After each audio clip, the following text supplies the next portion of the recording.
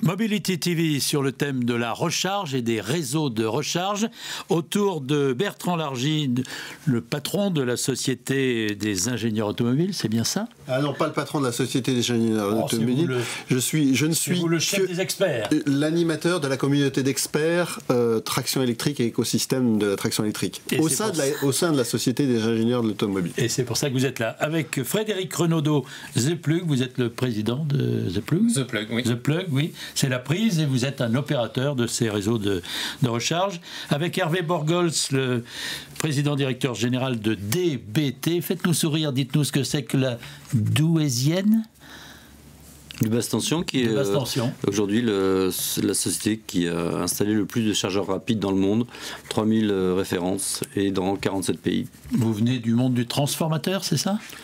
Je suis du monde électricien, après maintenant je suis dans le monde de la voiture électrique, la mobilité. C'est nous qui avions fait les premières bornes de Paris et maintenant on a fait dans 47 pays et nous sommes un partenaire important de Easyvia. Alors Easyvia, c'est Juliette Antoine Simon. Easyvia, c'est tout nouveau, ça vient de sortir. Oui. La semaine dernière, vous étiez Madame Saudetrel. Absolument, nous venons de changer de nom, Easyvia, pour signifier que la mobilité électrique, ça peut être quelque chose de simple. Et c'est notre objectif. Et voilà. Vous êtes une filiale d'EDF. Absolument. On va demander quand même à l'expert que vous êtes, Bertrand Largy, de faire un tout petit état des lieux de la recharge aujourd'hui. Les réseaux de recharge. Un état des lieux. Alors moi, je suis plutôt de culture automobile. Alors je connais bien le monde de l'automobile électrique. En revanche, l'état des lieux de la recharge, je pense que c'est plus aux professionnels de la recharge qu'il faut poser la question. Je posais la question, mais est-ce qu'aujourd'hui ça marche? Est-ce que les solutions sont là? Vous avez été on peut dire, oui. Ce qu'on peut dire, c'est qu'effectivement la recharge, elle a plusieurs formes. Il y a des charges qui sont lentes, qu'on appelle qui peuvent se faire à domicile, et des charges qu'on peut faire sur la voie publique de manière plus rapide. Et on a ce panel-là qui est offert aux gens. Aujourd'hui, le maillage n'est pas encore complet. On ne peut pas encore circuler partout sans avoir une petite appréhension. Ça, j'en parle en tant qu'utilisateur de véhicules électriques. Ça se développe, ça s'accélère, mais c'est pas encore complet. Alors pour l'état des lieux des réseaux, on va demander à Hervé Borgols aujourd'hui. Vous êtes partout ? Je suis partout, j'aime pas l'analogie historique, enfin ça c'est pour autre chose. Je trouve que, pour faire simple, il y a un pléonasme, c'est que la voiture électrique, elle marche à l'électricité, donc il faut forcément un point de charge électrique. Après, c'est l'histoire de Blanche-Neige, non c'est pas Blanche-Neige, c'est les trois ours là, le petit ours, le moyen, etc. Vous avez différentes solutions de charge et différents endroits où vous avez besoin de recharge. Je pense qu'à ce niveau-là, je pense que surtout sur l'initiative de sociétés comme Saudetrel, maintenant Easyvia, toutes les solutions existent, elles sont testées, elles sont fiables. Le maillage, alors c'est la bouteille qui est à moitié vide, à moitié pleine. Est-ce qu'il y a assez de bornes? Est-ce qu'il n'y en a pas assez? Là, moi je serai arrière-grand-père, ou peut-être je serai plus là. Le débat continuera. Seulement, faut partir d'un axiome, c'est que je suis en face d'un ingénieur. L'axiome, c'est qu'il y a 4 ans, il n'y avait rien. Il n'y avait rien. Il n'y avait pas de voiture, il n'y avait pas de borne. La première société, désolé du maestro. Il y a 4 ans. Pardon ? Il y a plus de 4 ans. Il y a 4 ans, il y a déjà des voitures. De manière industrielle, soyons sérieux.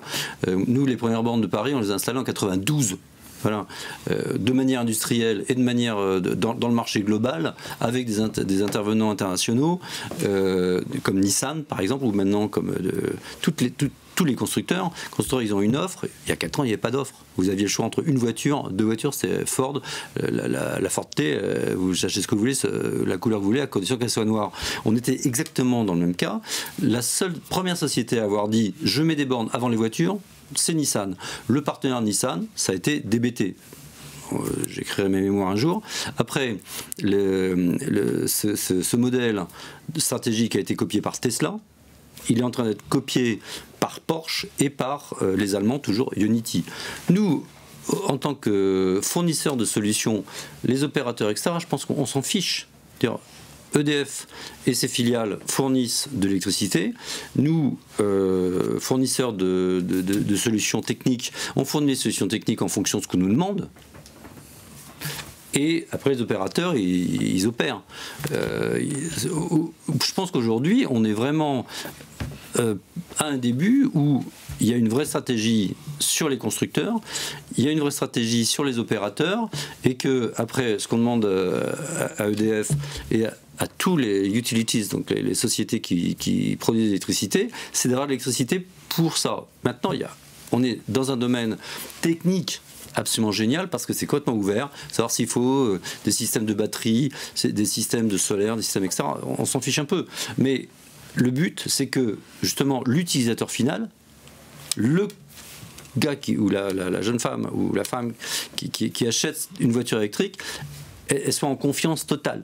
Et ça, je pense que, donc, que des opérateurs comme Isivia et puis, désolé à un moindre niveau, The Plug, ils contribuent beaucoup. C'est la confiance dans un réseau en devenir avec des produits fiables.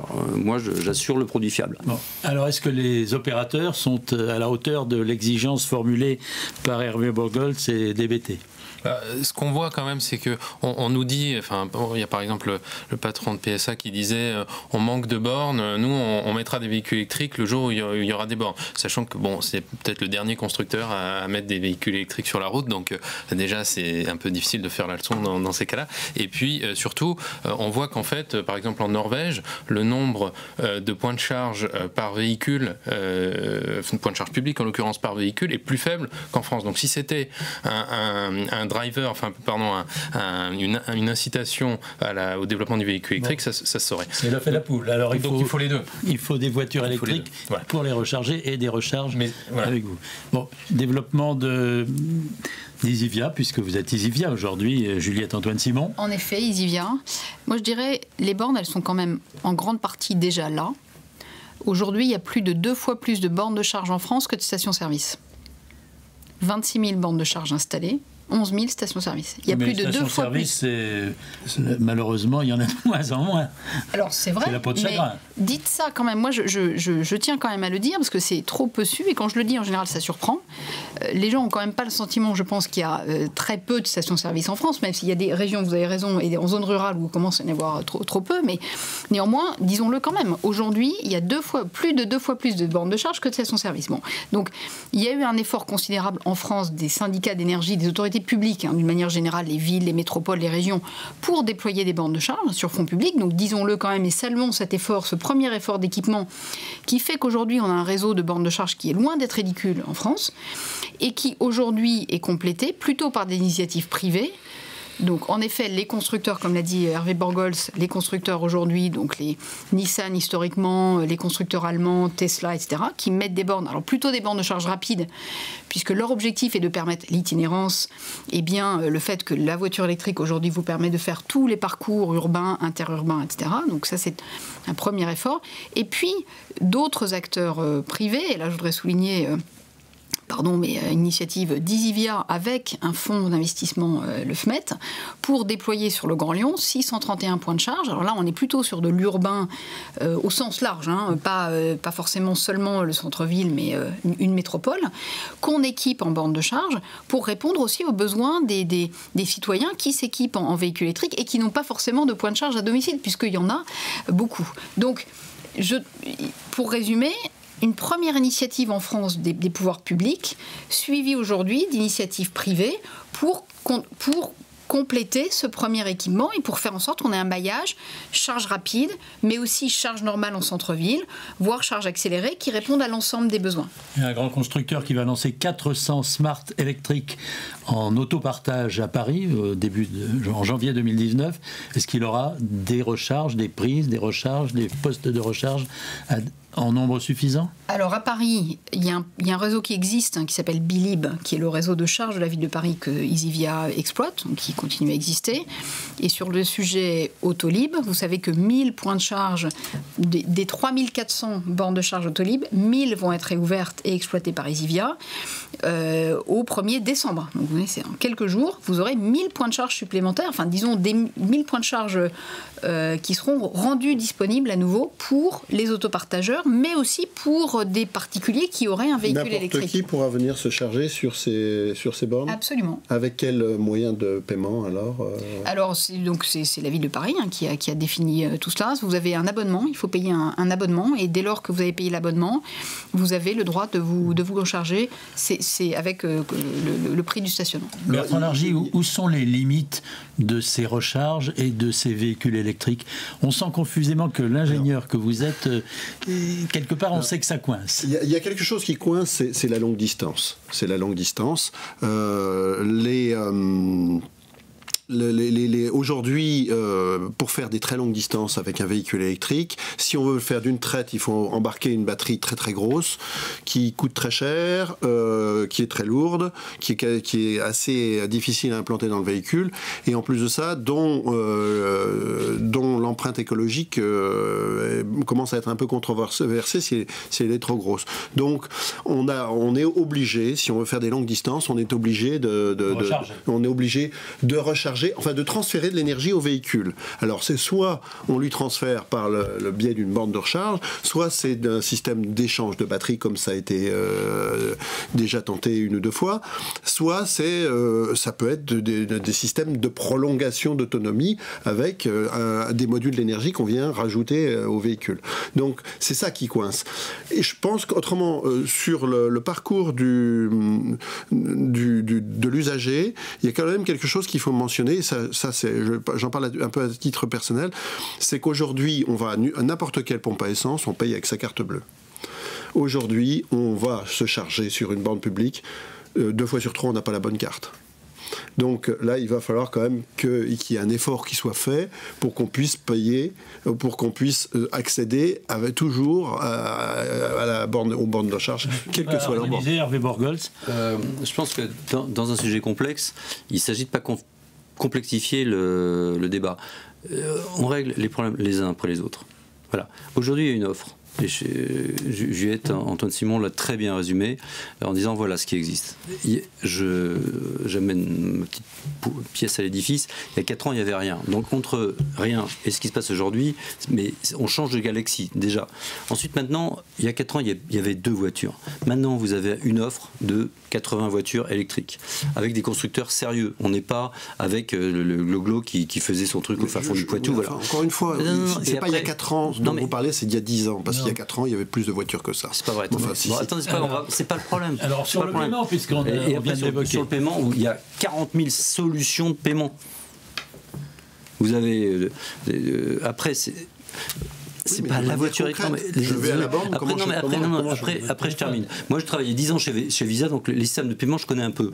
Le problème, c'est que il y a beaucoup de solutions de paiement aujourd'hui, et il y a un choix, c'est tant mieux. Et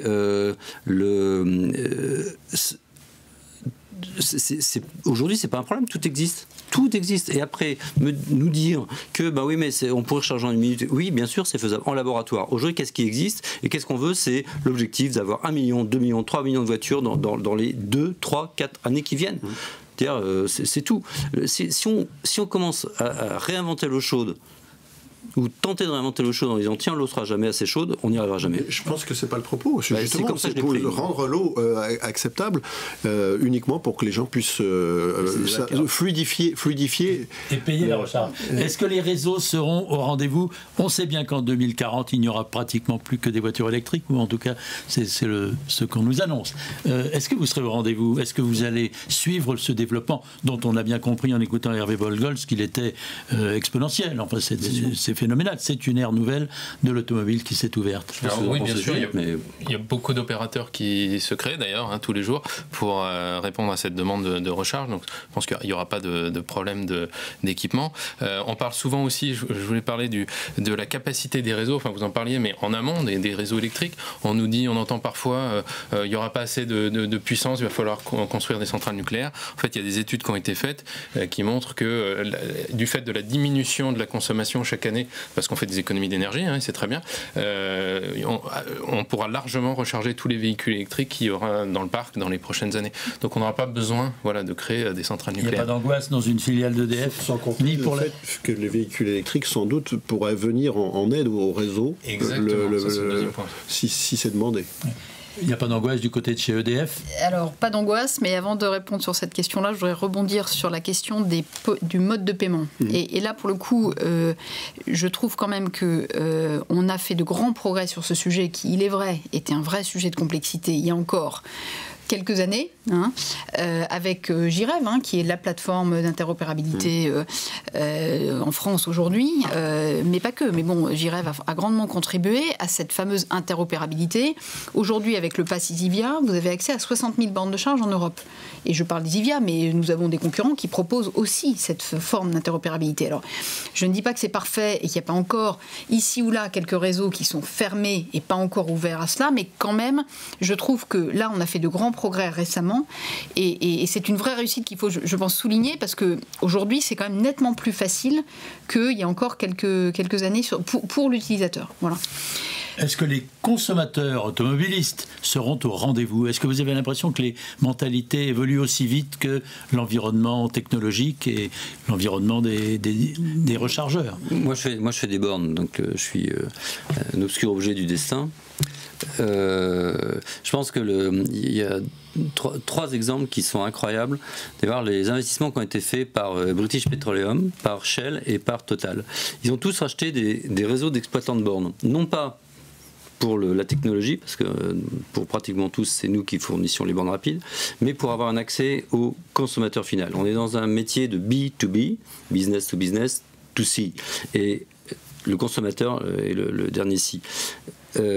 Des groupes aussi puissants, voilà, je parle de 3 pétroliers, mais enfin, le groupe EDF, alors je me perds un peu dans l'organigramme, mais grand respect, a eu exactement la même démarche en disant on veut savoir ce que veut le consommateur final. Parce qu'aujourd'hui, moi je me souviens d'avoir dit à un gars de Schneider une fois, il y a maintenant que chez BP, dire mais je suis pas un gourou. Alors eux ils disaient c'est comme ça. Alors, je dis je suis pas un gourou, mais en attendant, on est dans un marché où il y a une énorme demande de voitures électriques. Le nombre de 70% des gens sont prêts à passer de la voiture thermique à la voiture électrique. Ça, c'est sûr, c'est des statistiques. Après, vous vous souvenez bien le problème de la confiance. Mais techniquement, c'est pas en rajoutant des contraintes ou des interrogations que ça va rassurer l'utilisateur final ou les personnes qui vont acheter des voitures. Au contraire. Et très bien résumé par Madame Antoine Simon. Voilà l'existant. Et l'existant, il est déjà assez incroyable. Incroyable. 60 000 points de recharge au niveau européen, accessibles, avec une seule carte. Après, bon, il y en a d'autres, etc. Mais mettons 3 opérateurs, c'est-à-dire 180 000 bornes. 180 000 bornes. On parle même plus on peut parler de prise à la pompe et non pas de station-service. Donc je trouve que, et à nouveau je reviens sur mes 4 ans, parce que la Leaf, je connais bien Nissan, voiture de l'année 2013. Il n'y avait pas d'autre voiture. Elle est sortie en 2011 et la Zoé en 2012. Ouais, sauf que ça, au niveau de produit, Nissan, je connais mais par cœur. La voiture de l'année 2013, c'était la Leaf. Et ils ont commencé à la commercialiser en 2013. Avant, c'était... Bon, c'est pas le sujet. On va réconcilier tout le monde en terminant avec une anecdote qui est extraordinaire, prémonitoire. Camille Genazi, la jamais contente, voiture électrique, la première qui a dépassé les 100 km/h. Elle participe à un rallye qui va de Paris jusqu'à Bordeaux. Qui raconte la suite de l'histoire? Il y a des recharges qui attendent la voiture de Camille Genazi. Place, où, je tire la couverture à moi, la première société à avoir fait avec la communauté urbaine de Bordeaux, dont M. Juppé pourrait témoigner, l'échange de batteries, c'est nous qui l'avons fait. Alors après, à l'époque, on est en 1900. Oui, 1900, il y a l'Automobile Club de Bordeaux. Tout le monde sait que c'est le premier automobile club créé en France. Le second, c'est à Paris. Et ils font une course. Et donc, Eskenazi, il met des batteries tous les 30 km. Et le dernier relais, le mec il est allé boire un coup de Bordeaux et il n'est pas là et la voiture s'arrête et il voit passer tout le reste. Moi ça c'est bien, c'est à la fois un constat énorme qu'on savait déjà il y a plus d'un siècle le faire. La livraison des bouteilles de lait à Paris ou à Londres il y a un siècle se faisait en camion électrique. Voilà. Donc il faut peut-être revenir un siècle en arrière, essayer de faire au moins la même chose. Et là, c'est le dernier kilomètre, c'est les problèmes de pollution. La voiture électrique, dans son ensemble, de manière générique, à mon avis, c'est la solution pour la pollution. Et après faire du Londres-Nice, vous faites Google ou Twitter tous les jours, des gens le font tous les jours. Des Anglais surtout, ils le font grâce au réseau Corridor, mis en place par, à l'époque, Sodetrail, Easyvia aujourd'hui. C'est bien à l'enseigne de Mobility TV que vous avez entendu dans cet échange Bertrand Largy pour la SIA, Frédéric Renaudot pour Zplug, Hervé Bogholz pour DBT et Juliette Antoine Simon pour Easyvia, ex-Sodetrail et filiale d'EDF. Merci à tous d'avoir participé à cet échange avant de recharger votre voiture électrique.